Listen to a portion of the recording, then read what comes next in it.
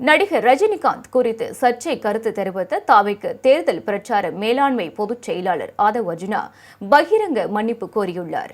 தாவேக்கு தேர்தல் பிரச்சார மேலாண்மை பொதுச் செயலாளர் ஆதவ் அர்ஜுனா சமீபத்தில் நடந்த அக்கட்சியின் கூட்டத்தில் நடிகர் ரஜினிகாந்த் குறித்து சர்ச்சையான கருத்தை தெரிவித்தார். இதற்கு தமிழ்நாட்டின் பெரும்பான்மை அரசியல் தலைவர்களும் நிர்வாகிகளும் தங்களது கண்டனத்தை தெரிவித்தனர். இதேபோல் நடிகர் ரஜினிகாந்தும் கண்டன அறிக்கை வெளியிட்டு காலம் பேசாது ஆனால் காத்திருந்து பதில் சொல்லும் என தெரிவித்திருந்தார். இந்நிலையில் சென்னை கொளத்தூரில் தாவேக்கு சார்பில் கூட்டம் நடத்தப்பட்டது.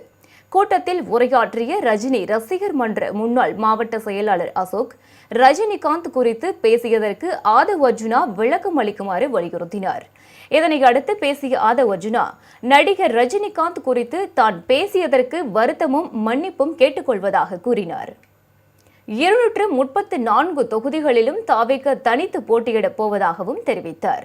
தாவேகாவுக்கு 90 தொகுதிகள் 2.5 ஆண்டுகள் முதலமைச்சர் பதவி தருவதாக பேரம் பேசியதாகவும், ஆனால் பதவிக்காக டெல்லிக்கு அடிபணிய மாட்டோம் என்றும் கூறினார்.